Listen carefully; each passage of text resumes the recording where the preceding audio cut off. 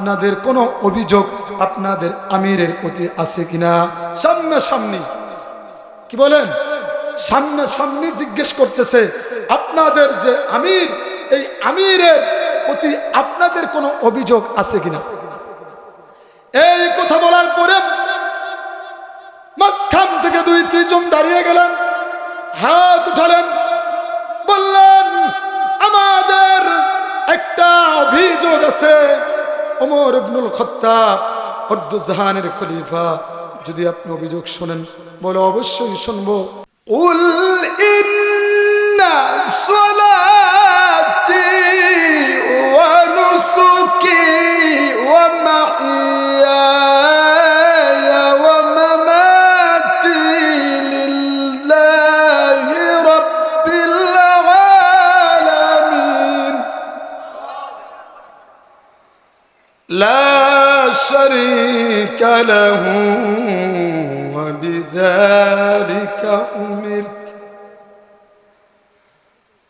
لا شريك له وبذلك أمرت وبذلك أمرت وأنا أول المسلمين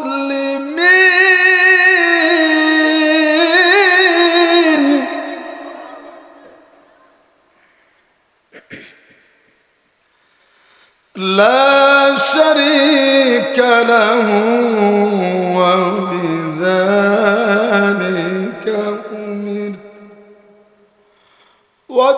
وبذلك أمرت وأنا أول المسلمين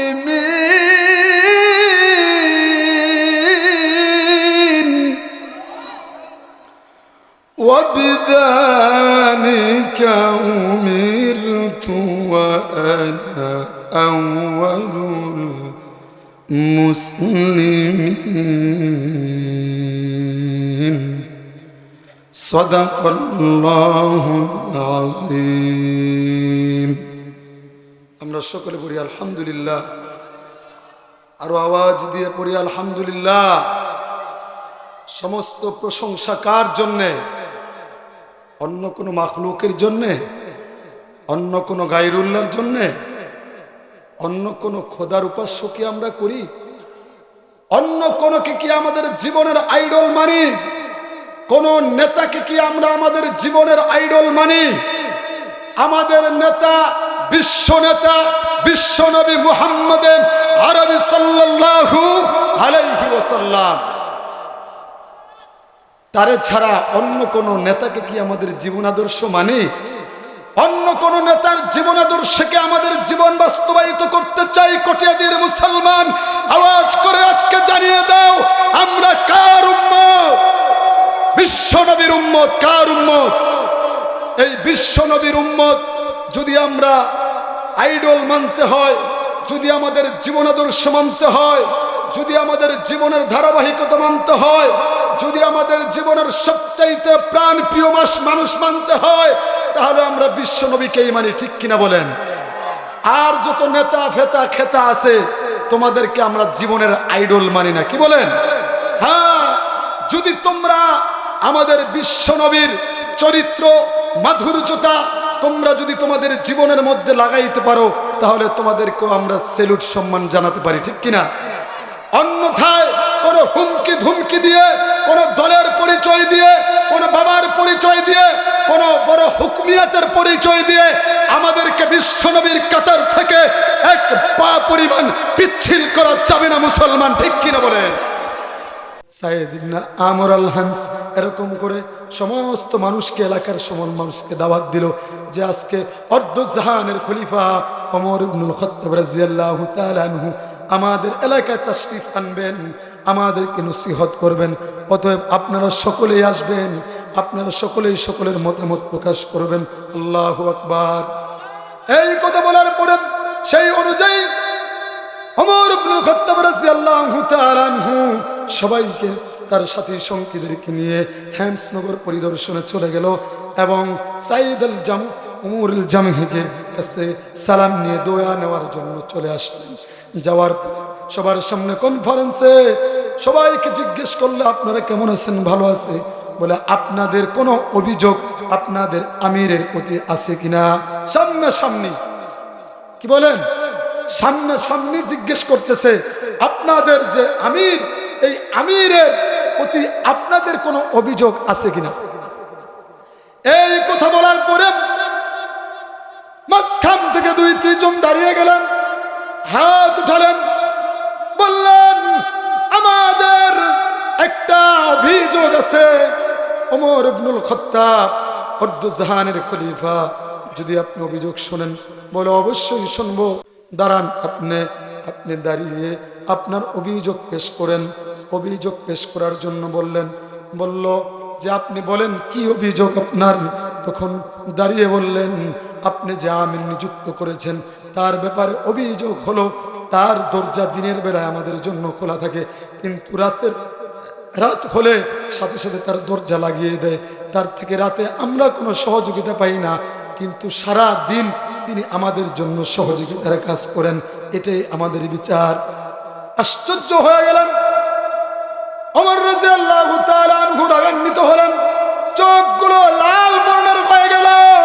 ওমরকে জিজ্ঞেস করা হলো, ওমর আপনার চোখগুলো লাল কেন?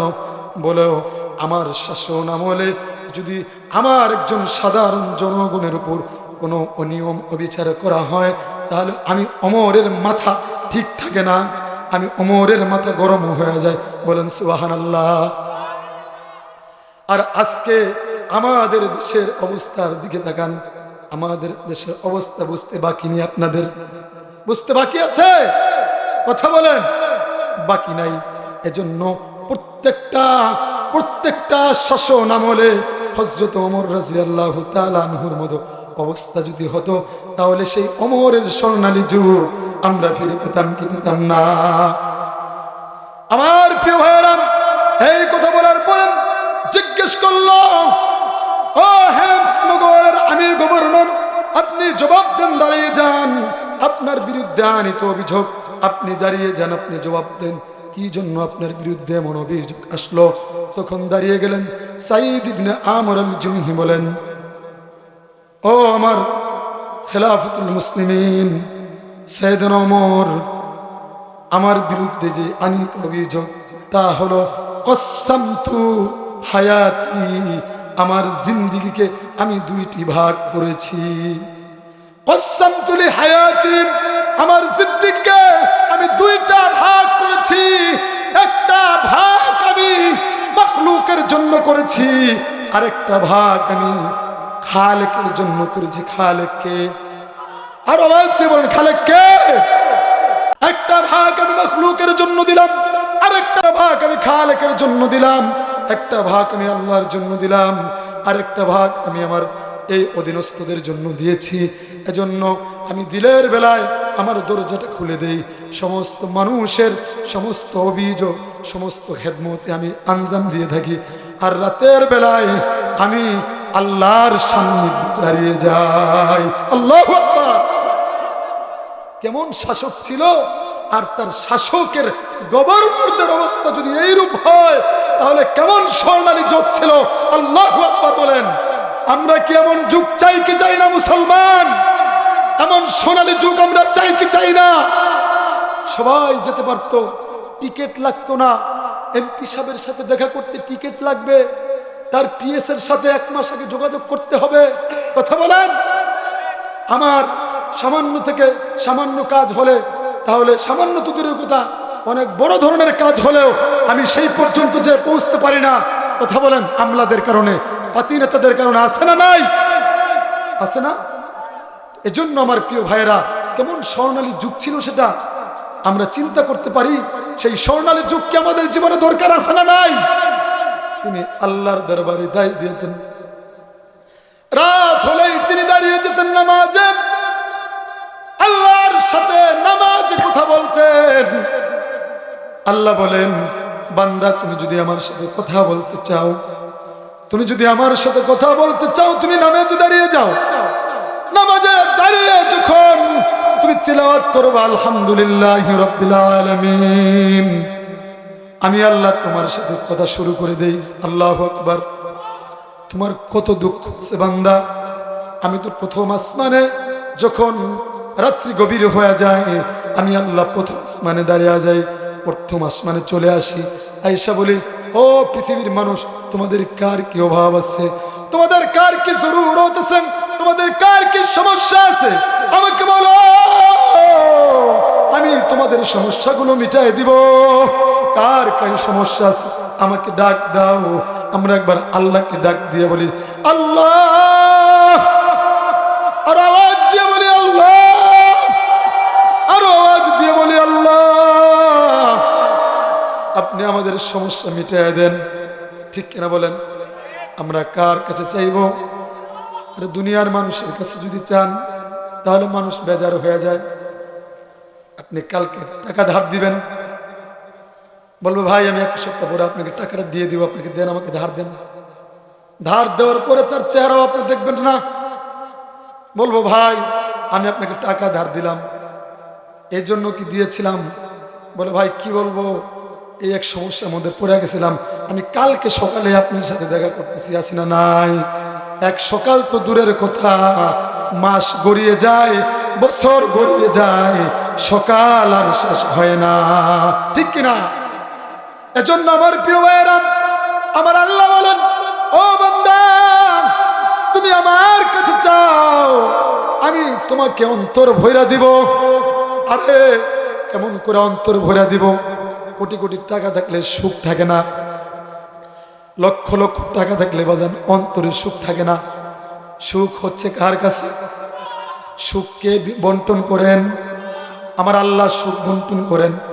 অথচ আপনার আমার গ্রামের ইমাম সাহেবান, মুয়াজ্জিন সাহেবান, খতিব সাহেবান এবং মাদ্রাসার মুহতামিম শিক্ষক যারা আছে, অল্প টাকা বেতনে তাদের হৃদয়টা কত সুন্দর, তারা দেখলেই মুস্কি হাসি দিয়ে বলেন আসসালামু আলাইকুম ওয়া রাহমাতুল্লাহ। ঠিক কিনা প্রিয় ভাইরা? তারা সালাম দেন, সুন্দর মুখে কথা বলেন আপনাদের সাথে। ঠিক কিনা? আপনাদের সাথে সুন্দরভাবে কথা বলেন। যদি জিজ্ঞেস করেন হুজুর কেমন আছেন, বলে আলহামদুলিল্লাহ ভাই। কোনো অভাবের কথা কখনো বলে না। বলে হুজুররা কি আপনাদের সাথে অভাবের কথা বলে? যদি কোন হুজুর কেমন আছেন, আরে ভাই কেন না ভালো নাই, বলে বলে আলহামদুলিল্লাহ। অথচ আমরাই বলি ভালো নাই, ভালো নাই ভাই, আমার জিন্দিগিটা বেশি সুবিধা না। ঠিক কিনা বলেন? এজন্য আমার ভাইরা, যদি সমাধান পেতে হয়, যদি জিন্দিগির মধ্যে সমাধানে আসতে হয়, যদি সমাধান খুঁজে পেতে হয়, তাহলে একমাত্র কোরআনের কাছে যেতে হবে, রাসূলের সুন্নাহর কাছে যেতে হবে। তাহলে আমাদের জিন্দিগিতে সমাধান মিলে যাবে। ঠিক কিনা প্রিয় ভাইরা? সমাধান চাও যদি জীবনে মরণে, ফিরে যাও খুঁজে নাও চোখ রাখো কোরআনে। ঠিক কিনা? সমাধান চাও যদি জীবনেও মরণে, ফিরে যাও খুঁজে নাও চোখ রাখো কোরআনে। তবেই পাবে সুখ শান্তির ঠিকানা, তবেই পাবে সুখ শান্তির ঠিকানা, যদি মেনে নাও তুমি মনে প্রাণে। সমাধান সমাধান চাও যদি জীবনে মরণে, ফিরে যাও খুঁজে নাও চোখ রাখো কোরআনে। সমাধান। ঠিক কিনা? সমাধান কে দিতে পারেন? আল্লাহ দিতে পারেন তার কোরআনের মাধ্যমে। মানুষ, এই জাতি যতই সমাধান খুঁজুক, রাজনীতির মধ্যে সমাধান পাওয়া যায় না, গণতন্ত্রের মধ্যে সমাধান পাওয়া যায় না, কমিউনিজমের মধ্যে সমাধান পাওয়া যায় না, গণতন্ত্রের মধ্যে সমাধান পাওয়া যায় না। পাওয়া যায় একমাত্র কোরআনের মধ্যে। ঠিক কিনা বলেন? এজন্য কোরআন হচ্ছে আমাদের সংবিধান। আমাদের মুসলমানদের সংবিধানের নাম কি? আল কোরআন। ঠিক কিনা প্রিয় ভাইরা? আল কোরআন হচ্ছে মুসলমানদের সংবিধান। তো আলহামদুলিল্লাহ, সেজন্য আমরা সমাধান চাইব কোরআনের কাছে, আল্লাহ রসুলের সুন্নাতের কাছে। আল্লাহ রসুল সাল্লাল্লাহু আলাইহি ওয়াসাল্লামের যেই পাক রওজা মুবারক যেতে রাজি আছেন তো? সবাই যেতে রাজি আছেন তো? আল্লাহ তাআলা আমাদের সকলকে মদিনার আশিক বানায় দেক, সকলকে মদিনার পাগল বানায় দেক। সকলে বলেন আমিন। আমি মদিনার পাগল, আমি নবীজির পাগল, আমি নবীজির পাগল, আমি আমলে বলতে পারবেন তো ইনশাল্লাহ? বলেন আমি নবীজির পাগল, আমি মদিনার পাগল, আমি নবীজির পাগল, আমি মদিনার পাগল। মদিনার ধুলবালি মোর, মদিনার ধুলবালি মোর নয়নের কাজল, আমি নবীজির পাগল, আমি মদিনার পাগল, আমি নবীজির পাগল, আমি মদিনার পাগল। আমার মনে নবী নবী দুই চোখে মদিনার ছবি, আমার মনে নবী নবী দুই চোখে মদিনার ছবি। ঠিক কিনা বলেন? আমাদের চোখে কার ছবি? মদিনার ছবি, মদিনাওয়ালার ছবি আমাদের চোখে।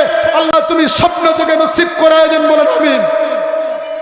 আল্লাহ তুমি যদি আমাদেরকে কবুল না করো তাহলে স্বপ্ন যুগে হলেও নবীর রওজা মুবারকের, নবীর সাহবত, নবীর সাক্ষাৎ আমাদেরকে স্বপ্ন যুগে ঘটায় দেন আল্লাহ। ঠিক কিনা বলেন?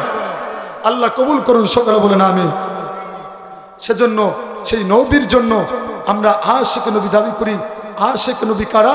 যারা নবীর জন্য নিবেদিত প্রাণ, যারা নবীর জন্য পড়তে পারে। আমার নবী বিশ্ব নবী সাইয়্যিদনা মুহাম্মদুর রাসূলুল্লাহ সাল্লাল্লাহু আলাইহি ওয়াসাল্লাম খাতামুন নবিয়্যিন।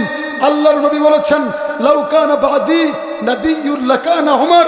হে পৃথিবীর মানুষ, শুনে রাখো তোমরা, যদি এই পৃথিবীতে, এই ভূখণ্ডে আমার পরে যদি তোমাদের জন্য কোন নবী আমি আল্লাহ পাঠাইতাম তাহলে আমি ওমরকে পাঠাইতাম। কাকে? কাকে পাঠাইতেন? ওমরকে নবী হিসেবে পাঠাইতেন। কে পাঠাইতেন? আল্লাহ পাঠাইতেন। যদি আল্লাহর নবীর পরে এই ভূখণ্ডে পৃথিবীতে আমাদের জন্য দ্বিতীয়বার কোন নবী পাঠাইতেন, অর্থাৎ এই কথা যারা নবুয়তের জিন্দেগি মানসুখ হয়ে গেছে গা, নবুয়তের দরজা খাতামুন নবিয়্যিন, অর্থাৎ আল্লাহ তাআলা সিলমোহর মেরে দিয়েছেন যে নবীর পরে এই পৃথিবীতে কোন নবী আসবে না। ঠিক কিনা প্রিয় ভাইরা? এজন্য যারা গোলাম আহমদ কাদিয়ানী যারা বলে নবীর পরে নবী আছে, আমরা কি তাদেরকে মানি? আমরা কি তাদেরকে মানতে পারি? আমরা কাউকে নবী হিসেবে মানতে পারবো না। বিশ্ব নবী হযরত মুহাম্মদ আরবি সাল্লাল্লাহু আলাইহি ওয়াসাল্লাম আমাদের প্রথম এবং শেষ নবী। ঠিক কিনা প্রিয় ভাইরা আমার?